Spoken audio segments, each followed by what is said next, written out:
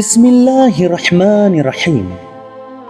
Ketika Allah menjadikan langit dan bumi, sekaligus Allah menjadikan pula terompet yang mempunyai 11 lingkaran. Lalu terompet tersebut diserahkan kepada malaikat Israfil alaihissalam. Kemudian, malaikat Israfil menempelkan terompet tersebut di mulutnya serta pandangannya ditujukan ke Arash menunggu saatnya ia diperintahkan untuk meniupnya.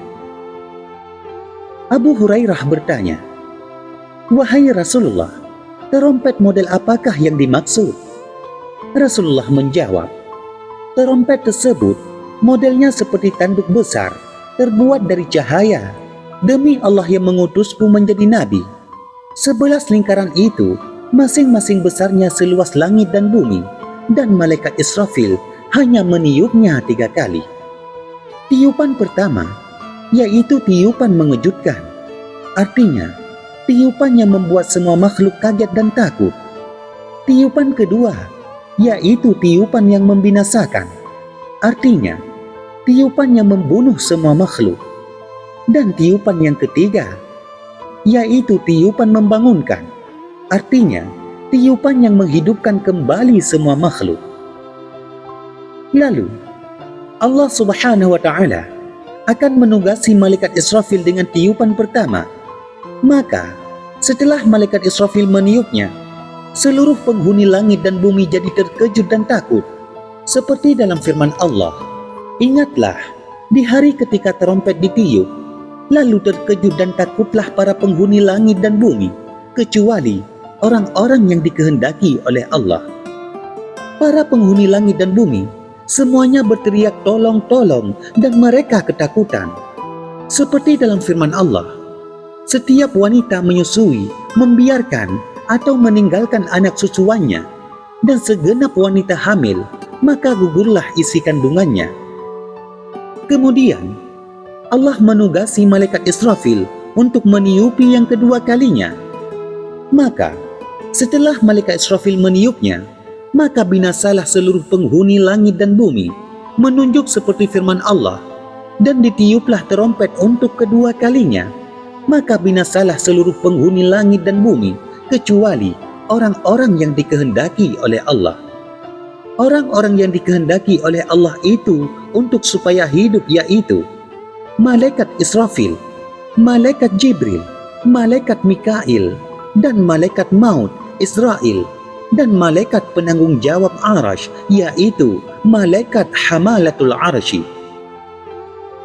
Pada tahap selanjutnya, Allah menugasi malaikat maut supaya mencabut nyawa-nyawa mereka. Dan setelah malaikat maut selesai mencabut nyawa-nyawa para malaikat itu, maka Allah bertanya, "Wahai malaikat maut, siapakah yang tersisa atau yang masih hidup di antara makhlukku?" Lalu malaikat maut menjawab, "Wahai Tuhanku, seorang hambamu yang dhaif inilah yang masih tersisa hidup." Lalu Allah bertanya, "Wahai malaikat maut, dengarkan firmanku, kullu nafsin dha'iqatul maut. Setiap jiwa pasti bakal mati. Untuk itu, cabutlah nyawamu sendiri." Maka setelah itu, malaikat maut pun pergi ke suatu tempat di antara surga dan neraka. Lalu, mulailah ia dengan mencabut nyawa pribadinya. Ia bertindak sangat keras, sehingga kalau saja masih ada makhluk, pasti mereka binasa seluruhnya akibat teriakannya itu. Lalu, malaikat maut berkata, "Kalau saja aku tahu tentang pedihnya rasa maut, pastilah tidaklah kucabut nyawa orang-orang mukmin kecuali dengan penuh hati-hati dan dengan penuh kehalusan." Akhirnya, malaikat maut pun wafat. Maka, bersihlah tiada seorang pun makhluk yang tersisa. Lalu, bumi pun menderita kerusakan selama 40 tahun.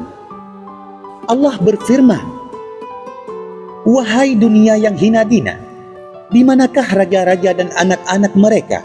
Di mana pula para penguasa yang sombong? Dan di manakah orang-orang yang suka menyantap rezekiku namun membuktikan dirinya kepada selain aku?" Allah berseru, "Limanil mulkul yaum?"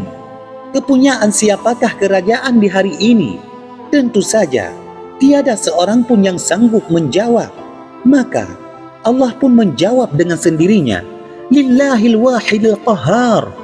Hanya kepunyaan Allah lah yang esa lagi perkasa. Kemudian, Allah mengirimkan angin Aqim yang pernah ditiupkan kepada kaum Ad. Maka dengan angin tersebut, meratalah bumi seluruhnya. Tiada tersisa sebuah bukit ataupun pegunungan kecuali hancur dan merata. Seperti firman Allah, La tara fiha iwajaw wala amta. Tidak kau lihat sedikit pun tempat yang rendah ataupun yang tinggi.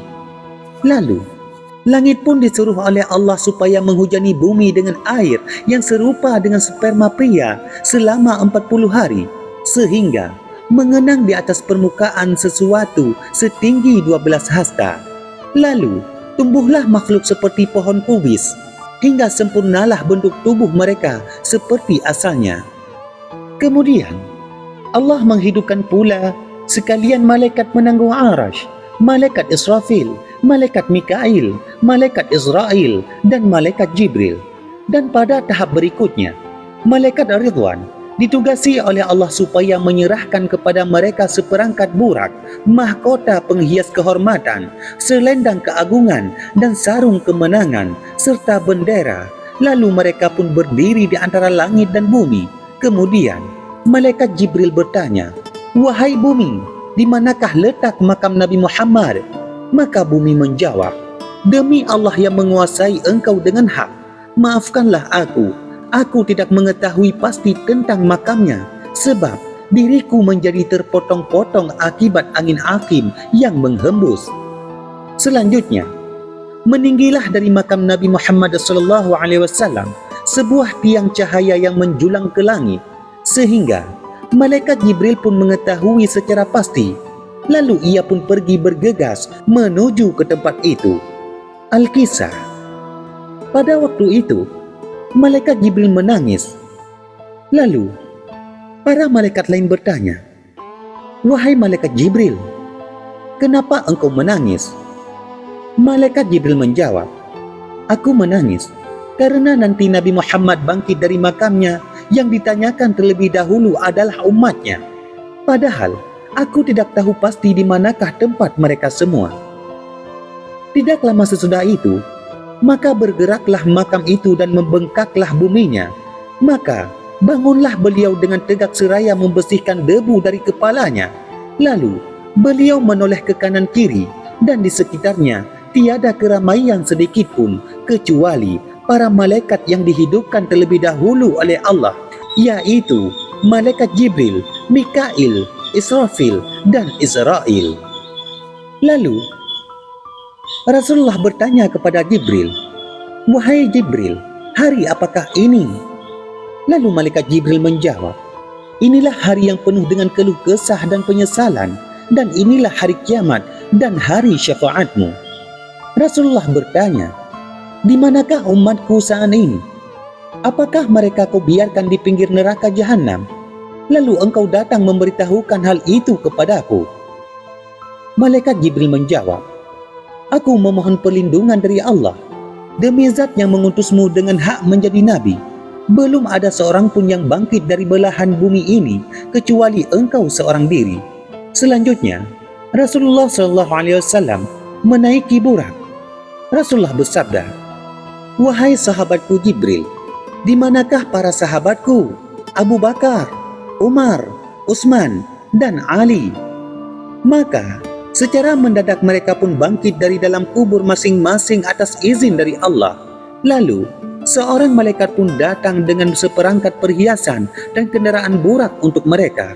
Dan mereka pun segera memakai perhiasan tersebut dan menaiki kendaraan burak. Semuanya berdiri di sisi Nabi Muhammad SAW. Akhirnya Rasulullah SAW bersungkur sujud, menangis, dan beliau berseru, "Umatku, umatku." Maka malaikat Israfil ditugasi oleh Allah untuk meniup terompetnya. Setelah malaikat Israfil meniupkan terompetnya yang ketiga, maka muncullah ruh-ruh makhluk bagaikan lebah atau tawon memenuhi kawasan langit dan bumi. Mereka menyusup pada tubuhnya masing-masing seperti dalam firman Allah. Kemudian ditiuplah terompet sekali lagi dan tiba-tiba bangkitlah mereka menunggu keputusan masing-masing, dan semua makhluk mulai dari bangsa jin, manusia dihalau ke padang mahsyar selain bangsa dari para malaikat. Wallahu a'lam bissawab.